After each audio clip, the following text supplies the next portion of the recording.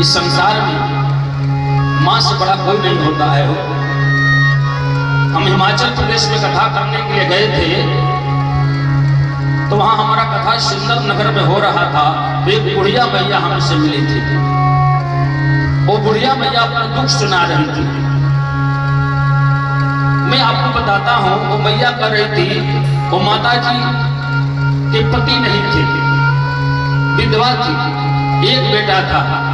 मैया ने वो अपने बेटे को पढ़ा लिखा के इंजीनियर बना दिया, इंजीनियर बना दिया। जब उस बेटा का शादी हुआ, उसकी पत्नी जब घर पर आई तो 1-2 साल तो ठीक रहा। 2 साल के बाद उसकी बहू कहती है, यानी उसके पुत्र की जो पत्नी है, यानी उसकी जो पतोह है, वो कहती है, वो पुत्र वधू, इस बुढ़िया का सेवा हमसे नहीं होगा, अभी उस बुढ़िया का सेवा हमसे नहीं होगा, इसको कहीं छोड़ के आओ।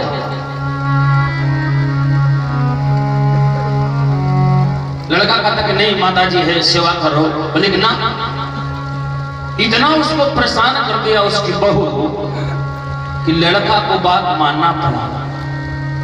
और लड़का ने क्या किया, अब कैसे कहे मां के बाप को हमको कहां छोड़ेंगे। लड़का ने अपने माता जी से कहा, बुढ़िया अपनी कहानी हमको सुना रही थी।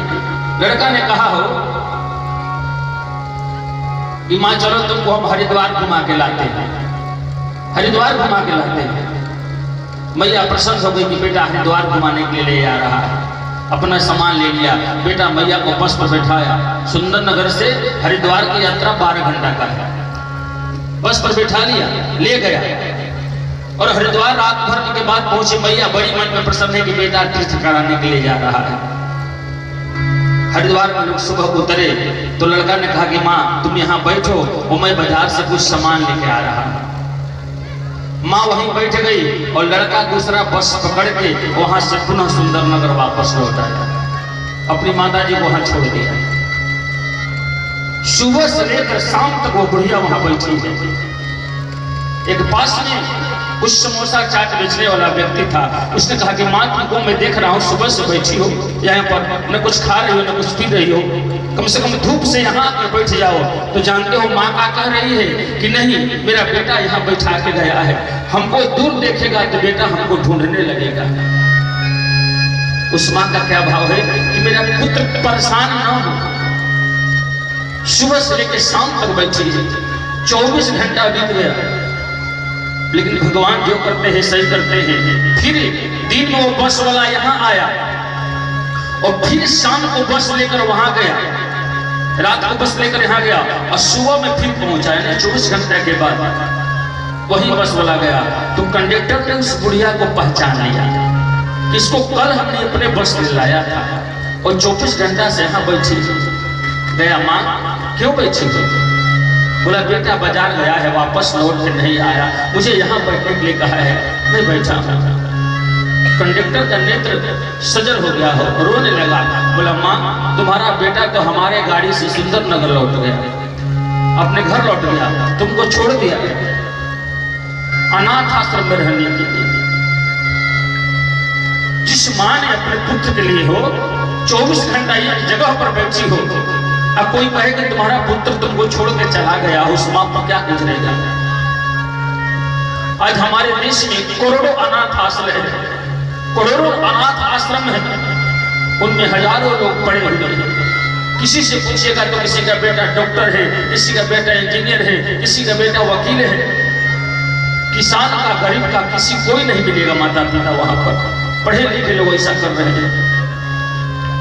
कंडक्टर ने कहा कि माँ चलो मैं तुमको वापस लेकर चलता हूँ। बुढ़िया मैया को कंडक्टर पुनः वहां से बैठाया, फिर संध्या को लाकर यहाँ छोड़ दिया। मैया वहां से किसी तरह रिक्शा टेम्पो पकड़ के अपने घर गई। अब जैसे ही घर में ढुकने वाली थी तो बहू की बात उनके कान में सुनाई दिया, बहू की बात कान में सुनाई दिया। दोनों लोग बड़ी हंस रहे थे। बहू कह रहे थे कि आपने अच्छा किया, एक झंझट को खत्म कर दिया, अब हम लोग बड़ी चैन से आराम के साथ यहाँ पर रहेंगे। आपने अच्छा किया, माँ को छोड़ के चले आए। एक पैर माता जी के घर में था, एक बाहर था। अब मैया अपने घर को नहीं गई और वहां से पैदल चलते उसी बस स्टैंड में बैठ गई। रात वहीं गुजारा। सुबह फिर वो गाड़ी वाला आया, भैया ने उस कंडक्टर को बुलाया, इधर आओ, तुम अपने घर मुझे ले चलोगे? वो बस का कंडक्टर ने कहा कि हाँ माँ, हम तो तुमको ले चले। बोले कि चलो मेरे साथ, सबसे पहले चलो कलेक्ट्रेट पर जहां जमीन का लिखा पढ़ी होता है। और मैया उस कंडक्टर को पकड़ के और जहां रजिस्ट्री ऑफिस है वहां लेकर गई और अपना सारा संपत्ति उस कंडक्टर को लिख दिया। बेटा को जब पता चला तो पीछे से आया कि माँ ये घर भी तो छोड़ दो हमारे लिए, लेकिन भैया ने कहा कि तू मेरा बेटा नहीं है, बस का ड्राइवर मेरा बेटा है, एक कंडक्टर मेरा बेटा है, और पूरा संपत्ति उस कंडक्टर को लिख दिया। माँ ने इसलिए हमको जन्म दिया है कि हम जब बड़े हो जाए, पढ़ लिख जाए, नौकरी हो जाए, तो इस माँ को हम छोड़ दें अनाथ आश्रम में रहने के लिए और हम आनंद से अपने घर में रहे। उस माँ के उपकार को तुम कैसे भूल सकते हो जिसके द्रव्य से तुम्हारे शरीर का निर्माण हुआ है। इस दुनिया में एक माँ ही होती है, एक माँ ही ऐसा होती है जो बच्चा जब छोटा होता है पानी बिछाना पे गिर जाता है तो माँ उसको रात में टोती है, गीला होता है वहां खुद सो जाती है और बच्चे को सुखी जगह पर सुलाती है। किस लिए? कि बेटा बड़ा होगा तो मेरा बुढ़ापा का सहारा होगा, और वो बेटा बुढ़ापा का सहारा छोड़कर माई को अनाथ आश्रम में छोड़कर आ रहा है। और बेटा सोचे कि हम सुखी रहेंगे, कभी रह सकता है? कभी नहीं रह सकता। इसलिए संसार के लिए हम इतने धन के लिए, अपने सुख के लिए गिर गए हो कि अपना भगवान को छोड़ देते हैं और मंदिर के भगवान को पूजते हैं। कि अपनी माँ को तू रोज गाली देगा, रोज मारेगा, और काली मैया को पूजा करेगा तो काली मैया तुमको आशीर्वाद नहीं देगी, बस तुमको श्राप देगी। इस माँ के लिए, इस पिता के लिए हमारे अंदर कितना प्रेम है, कितना सद्भावना है, ये सबसे पहले सोचना चाहिए। संतों ने कहा कि सब कुछ मिल जाई पर दुनिया में माई ना मिली। माई के दूधवा जैसे, माई के दूधवा जैसे मिठाई ना मिली। सब कुछ मिल जाई पर दुनिया में माई ना मिली। ऐसन दुनिया में के होई बोझा पेट में लेके धोई।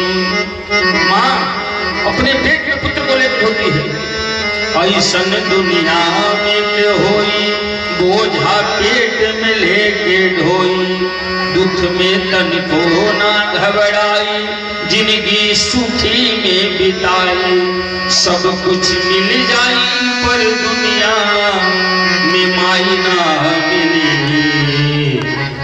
सब कुछ मिल जाई पर दुनिया में माई ना मिली।